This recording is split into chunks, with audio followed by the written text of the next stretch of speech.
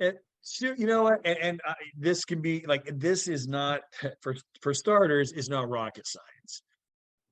Let me share a story with you. So you all have a database, right? Right? Raise your hand. Database. Yes. Okay. So your spheres of influence, your past clients go in there. Now, who actually has a plan to work their database?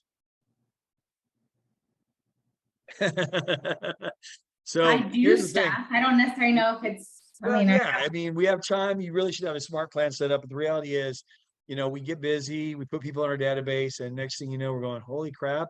I'm looking at it and it's like, oh my gosh, it's been over a year since I've talked to this person, and it's just, if it was somebody you sold a house to, you might feel like, when was the last time you touched your database? You might go like, like I don't even know. It's just, it can be uncomfortable. So, I mean, for starters, you all need to take the time and get smart plans set up so they're always being touched by something. That's going to become a real big thing. And actually, I'm going to get somebody that's going to help everybody. Well, you can pay for it, but I'll have somebody who's going to help everybody get their databases and Chime and smart plans set up. Working on that right now. Because guess what? I need mine set up. I'm not working mine effectively, which is why I want to teach this class. It's like a reminder and a accountability piece for me, by the way. Meaning, and that's my whole point is, nobody's perfect and 100% all the time. We're really not. When was the last time you like literally looked at your whole database, Melissa? Probably within the last month. Okay. Let me ask you another question. How many people are in your database? I have a lot. I think it's about just over 1,000. Okay. So this, I would suggest that you really get yours categorized if you don't already have it, and have a system for working, all of them. I mean, to me, that gives me anxiety. 1,000, like I'd have anxiety. I wouldn't even go near it. I mean, I have, my database is like 200 or less. Yeah, well, my database, like for mine in Chime, is over 1,000, because I have my different farms that are in there and that's not even probably including all of them. And then let's talk about, how many would you say sphere of influence and past clients? It's probably those are closer to the 200 to 300 range on my Excel spreadsheet that's categorized the A, B, and C. Those are the ones you want to engage, right? You got them A, B, and C, and then you got a whole bunch in there that are kind of like farming, people you have not met yet. Those are easy. Those are not people you're going to necessarily pick up the phone and call. So this is kind of re-engaging. That's why this isn't about database. It's re-engaging your centers of influence and past clients. If you were to go through that list alone, would you say that you would have no problem just picking up the phone, dialing any of them anytime, just going, hey, what's going on? Blah, blah, blah, blah, blah. Or do you sometimes look at some of them and go, oh, it's been a while. I don't even know if they'd remember me. That's what we want to stay out of. Yeah. You want to stay out of that place where you get that pit in your stomach. However, a lot of times we find ourselves there, right? So what do you do? Because I mean, that's what re-engaging is all about. So that's usually when I say it's time to cull your database, kind of top grade it. And to me, I mean, first off, I kind of look at my database and categorize it based on, how do I feel about calling them? When was the last time I called them? Am I willing to call them? Would it be an odd conversation? Because that's really where, to me, it all starts. So I start calling, CULL, kind of cleaning it up. One of the first things I do, and I just got through doing this, is it's like, oh crap, I haven't, touched base with them. And I try not to think about it too much, but like, I have some solid B clients that I haven't talked to in a long time.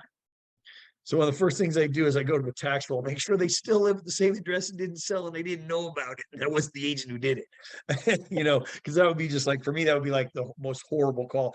Hey, how you doing? So how's the house working out for you? Oh, you didn't know we sold. That's happened to me. It's happened. It can happen.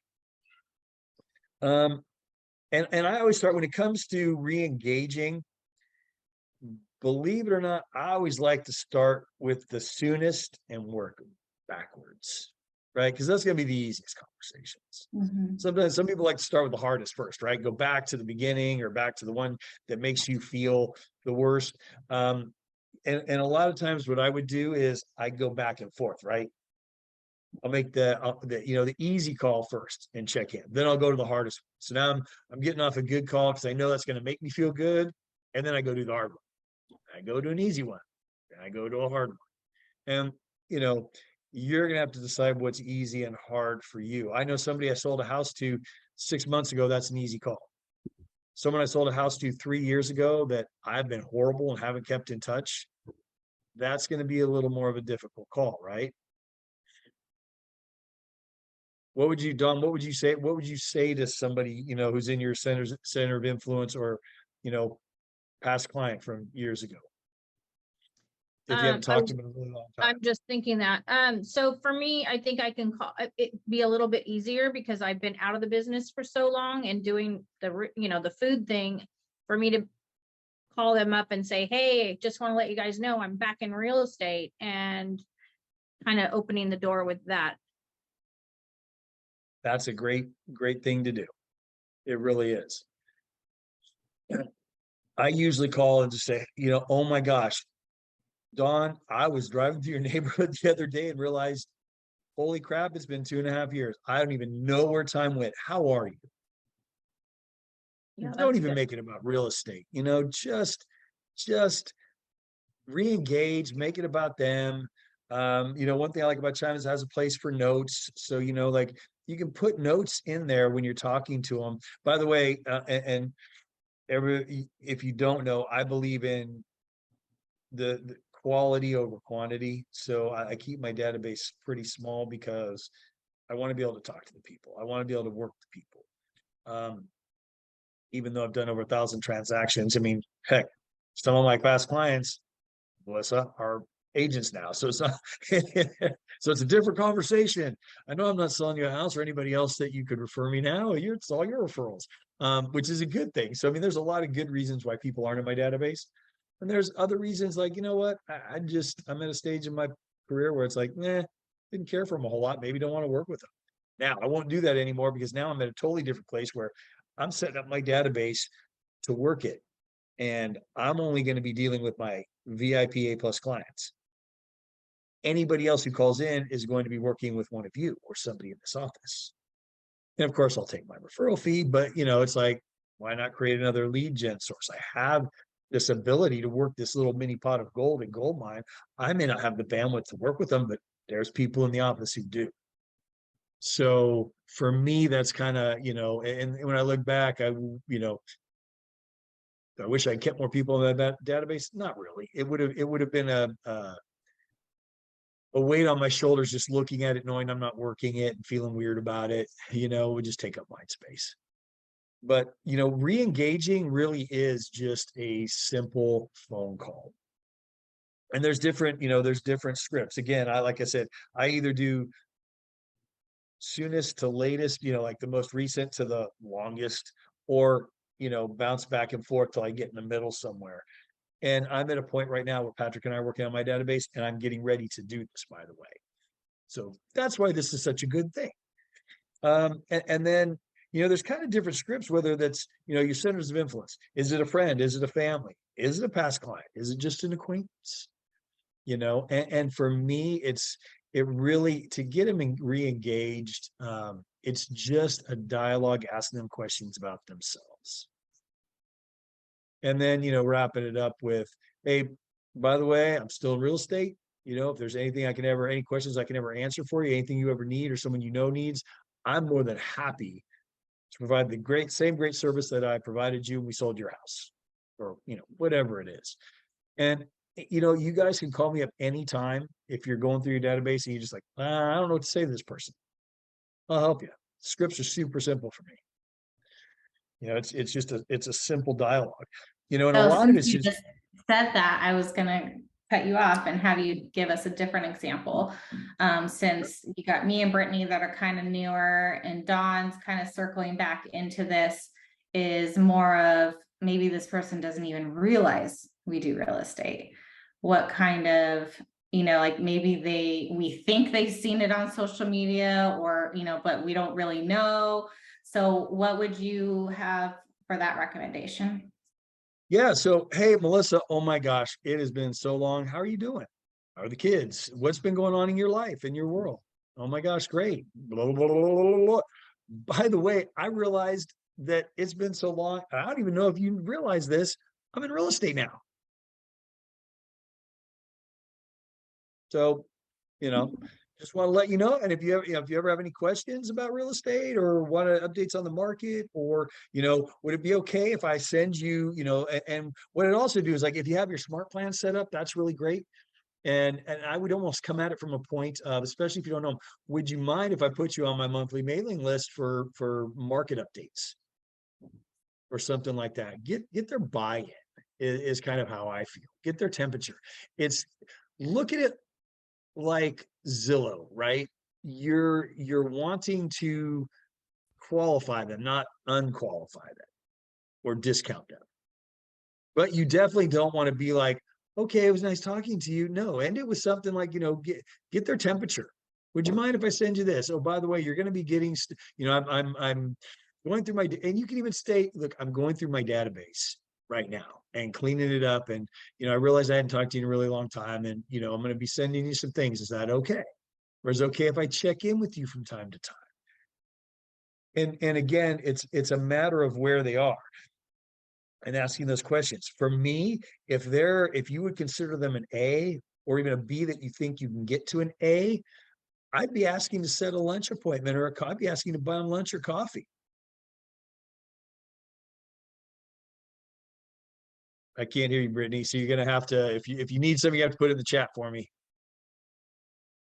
That's, to me, gold right there. And what I would be doing every year, and what I usually do every year, is I would take your A clients, every A client, and I'd offer to buy them coffee or lunch. And I would sit down with them, and here would be my dialogue. You know what, Melissa, first off, idle chit chat. And I would say, hey, this is kind of this business meeting. What can I do to help you in your business? Or is there anything? And by the way, just so you know, I have a goal this year to help 18 families buy, sell, or invest in real estate.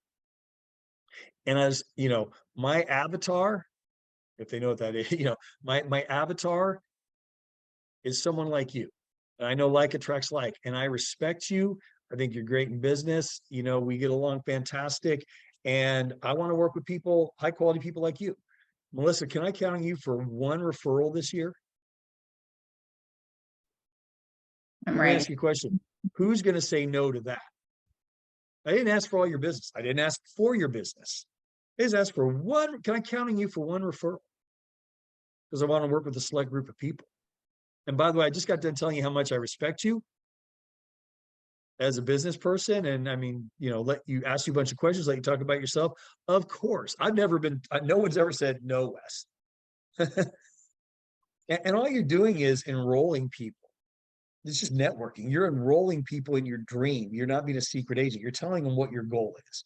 You're asking them for their help in a very nice way, I might add.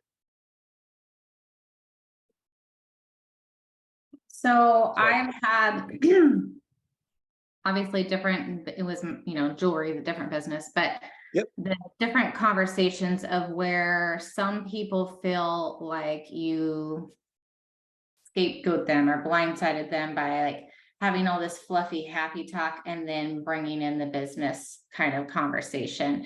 And some people believe that you should just talk about the business stuff first up front and then get to the fluffy talk. I know you've done a lot of seminars and training, so I'd love your perspective on that in regards to real estate, because I know it's different.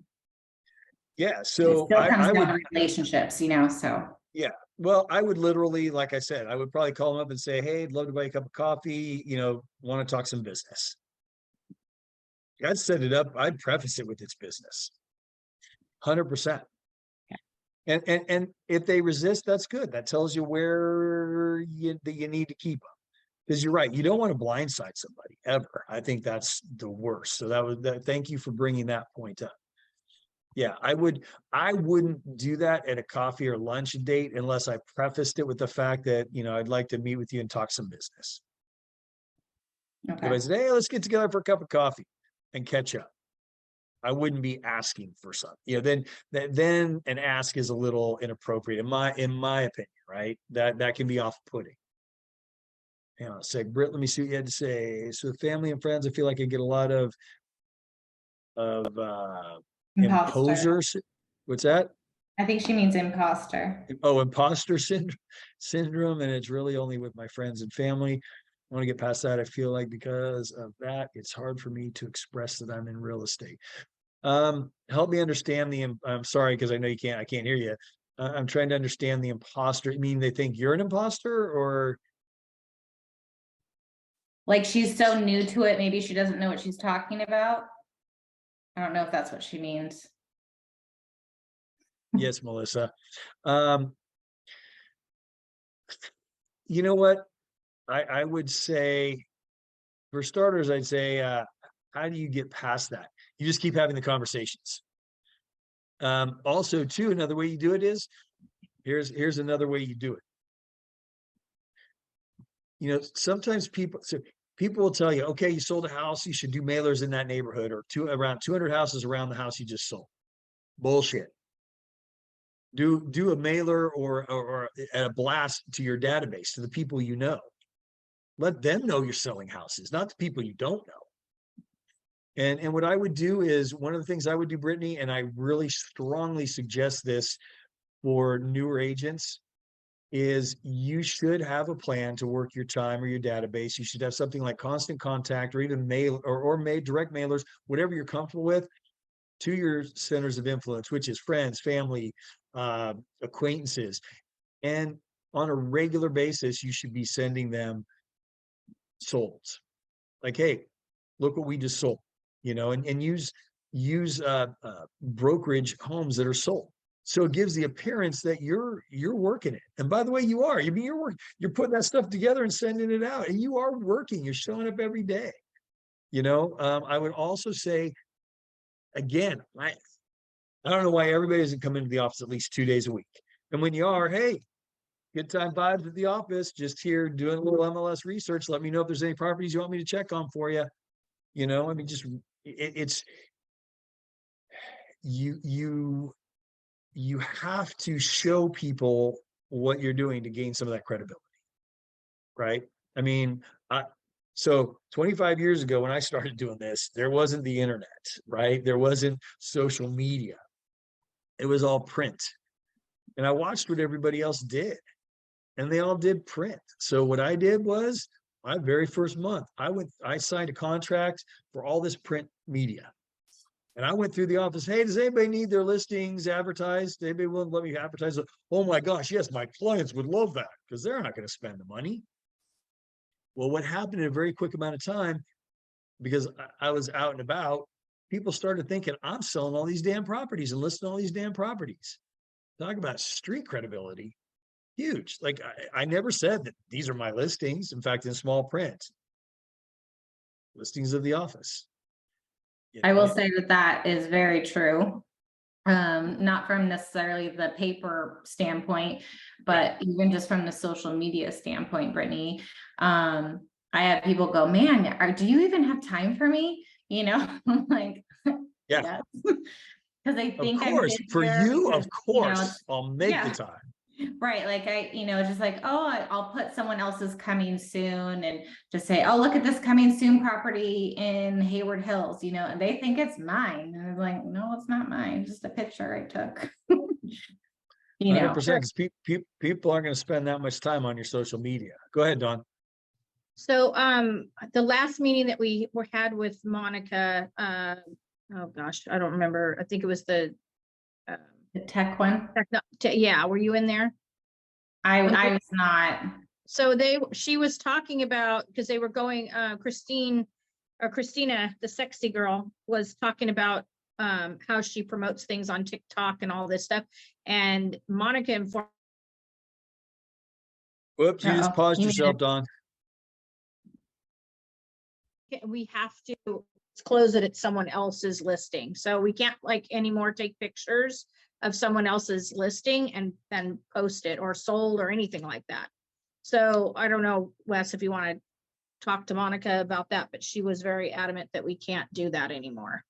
I think you gotta be very careful. I wouldn't have a problem with, I'll talk to Monica. I think with our office is one thing, but anything outside of that would be. I Well, don't see if why I it- couldn't do but if it's something a that's like, coming hey, I'm soon on previewing homes Zillow. today. Look at this, Yeah. I don't know.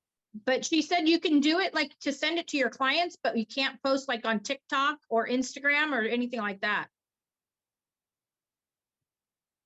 Yeah, okay. So, and if you can't, then I would make sure that, again, you're keeping very close track, Brittany, and just, being aggressive and calling, putting out on Slack, hey, is anybody listing any houses this week that I can go preview, that I can hold open, that I can go take a video of and post on social media?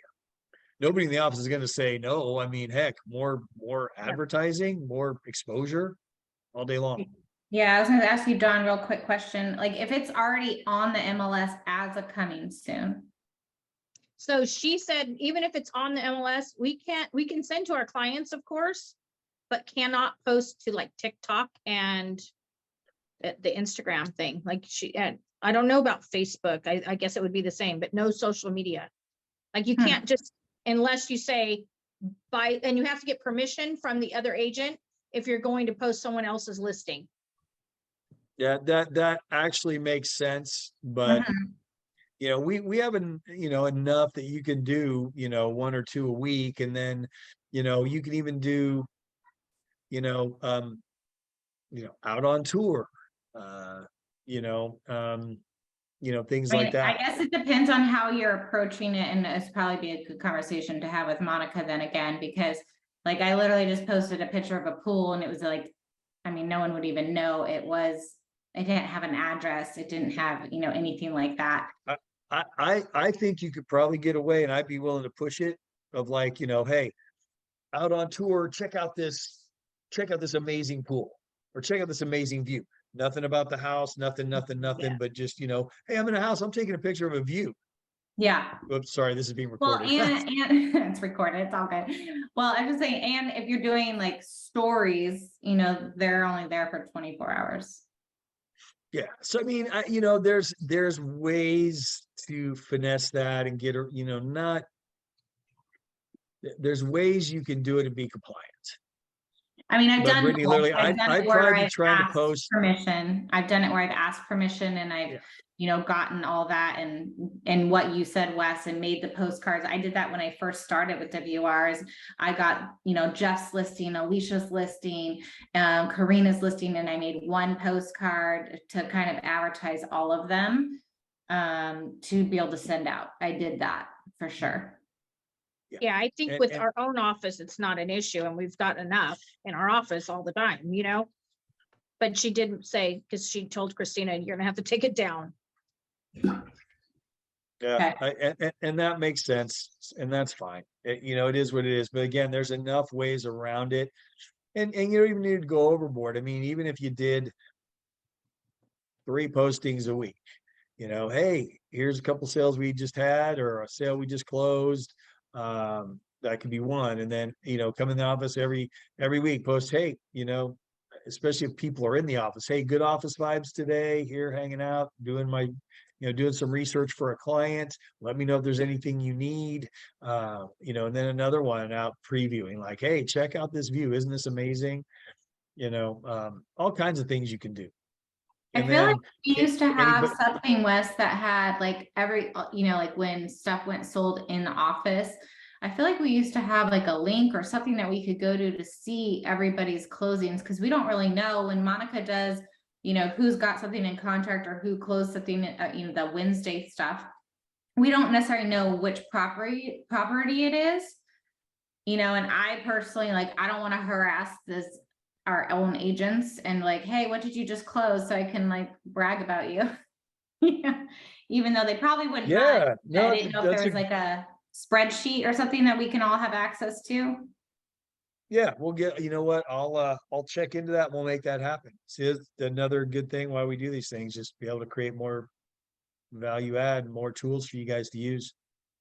Right, and So just the to make next, it less work for you or Suzanne on the back end, where we're like, well, is there anything that's happened this week? Because we already know there always is with our office. Yeah. You know, so it's like Brittany or I or Dawn, we can easily just go on that link and be like, oh, this closed. We can gather some stuff, and if you need specifics at that point, then you can reach out to that agent, you know.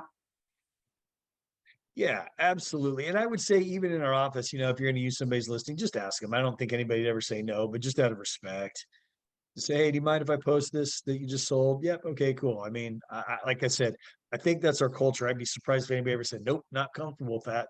I sold that. I just can't see that. I mean, that would kind of blow my mind and hurt my feelings if somebody did that, but is what it is. So, you know, and a lot of you are, all you are newer, you know, and Dawn, for you know, you having a database from way back when, or people, if you want to go way back in your passing, you're really uncomfortable to make that call, slide dial, slide dial, slide dial, slide dial. Best way.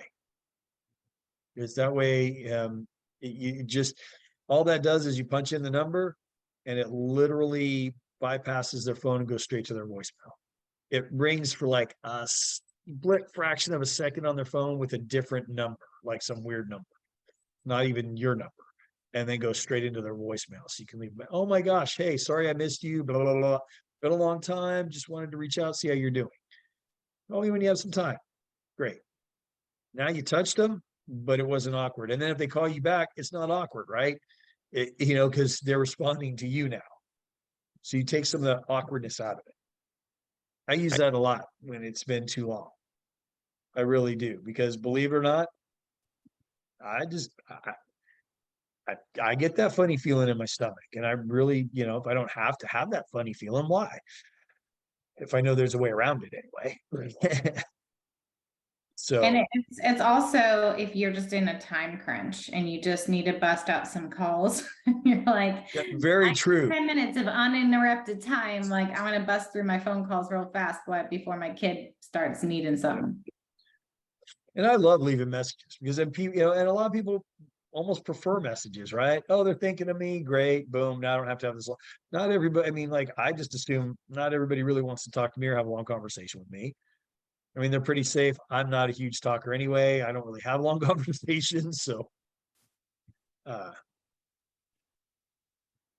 any questions I have? It's really re-engaging to me is pretty simple. It's more just making sure you're touching them. But again, just being real, the reason we have this class is because, like, I can tell you, I can't remember the last time I sat down and intentionally went through my database and called people. And my mission moving forward is to call my A clients on a monthly basis, my B clients on a quarterly basis. My C's, those are kind of ones I don't even really know, so it'll just be mailers and stuff. But my A clients will not be getting a lot of the drip stuff that everybody else is getting, because they don't want it. They want the personal touch. They want the call. That's why they're an A client. But again, it's re-engaging. The game is, how do I get B's to A's and C's to B's, and then add to the C's, right? You know, build that database. And feel comfortable when too much time's gone by to re-engage them. Any questions? Not me. I have a question. So, Yeah. like, say the C clients are the people that were more possible acquaintance kind of scenario. would you try to do a re-engagement type of thing using like your newsletter or an email or something like that, like saying, hey, just in case I'm not sure if you knew, this is what's been going on in the market. Like, I don't know, just something to maybe see if that would promote them to a B. Maybe they would actually respond. Yeah, I would. You know, again, I haven't really worked my database in a long time, which shame on me, right? Like, but that's why I'm doing this, because I literally am. I had a long call with Patrick this morning. I said, okay, this is my vision. This is what we want to do. We've already set up the next meetings. We already have it phased out, know exactly what we're going to do. And as we do that, I'm going to put that all out to all of you, because there's no need to recreate and figure anything out. If this is what I'm doing, well, here you go. Here's what you all should be doing, or could be doing if you want. So that's my intent at this point, is to get that done by the end of this month, so that I roll it out and I'm working the crap out of my database for the back half of the year, for the second half of the year. And then I can let everybody know exactly what I'm doing, who I'm calling, how often, what I'm sending, and y'all can duplicate it. I'll even give it all to you. Because to me, let's all share. Let's make this easy. It doesn't have to be complicated. I will tell you right now, I'm not looking forward to the third phase, which is going to be making some of these calls, which is why I'm teaching this and doing this, and there will be some I'm slide dialing, without a doubt. But it's also to try and figure out where they are on my list. So anyway, any other comments, questions? Brittany said she had a question about, can you Oh. define the A, B's, and C's for her again? Yeah, great question. So the way I define mine is A's are going to be, well, the way I used to define A's for me, actually I have A plus, A's, B's, and C's. So an A is anybody who I know who has used me, or I'm confident will use me and refer me. Simple as that. B's are people I know, I've talked to, maybe broken bread, maybe haven't quite gotten that far, but I've had dialogue with, I've talked to, or hung out with, or, casually, and I'm not afraid to pick up the phone and call. After a couple of years, I might be, but again, that's part of re-engaging them, right? And then C's are kind of like people who, C's for me would be like all the people at Rotary that I am not good friends with, or at organizations I belong to, people that know me and I know them, but we maybe don't have conversations or talk, or haven't. So it might be just the roster and clubs I'm involved with. Might be people I've met at an open house who have never called me back, or something like that. Could be your nurturers out of your database, or out of your from Flex. And then my A plus, they're the ones who are my raving fans, that I know without a doubt are using me and referring, and who have and who are networked well. Those are my A pluses or VIPs. And those people are should be getting a call every month. And again, we're going through and recategorizing and restructuring mine. And then again, you all will. Does that help, Brittany? And again, you can have your own method or your own style, or however you want to do it. That's just my gauge. And I've been doing it that way since I've been in business, doing this. Kind of almost always had it that way.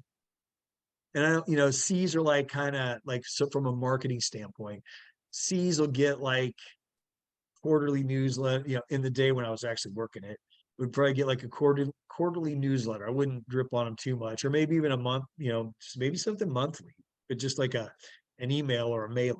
Back then it was mailers, right? Now it can be emails, a little bit simpler, and if they ever engage, then great. But I've had people in the past say, quit sending me stuff, Wes. Okay. Kind of thought we were on that level, but not done. Out of my database. You just made my life easier. Don't have to worry about you. Don't think about you. So I never take offense when somebody says, you know what, I'm not interested. Quit sending me stuff. Don't call me. Okay, great. Now I know. Don't have to spend my energy there. I was just thinking too, since, our databases in the sense of past clients and stuff like that is kind of on the smaller side, is another category or way you could break people up, Brittany, would be like high school people that you are still, you know, kind of still in contact with, you know, like if you don't want to use the ABC system, like categorize them and how you know them in your life, because you may change some, you might use the same general email or newsletter, but you maybe want to tweak some of the words and you want to know who all these people are from, you know, like, oh, this one's college, or this is, you know, family, or this is from this city. You know, you can always do stuff if you're using like Excel or something and kind of make multiple tabs. And it's not that certain people can't be in more than one tab if you think you're going to use a different approach on your verbiage that you're reaching out to them. Because I kind of started off with that. Well, I tried the ABC thing at first, and then so many of them were like the C category if they were lucky.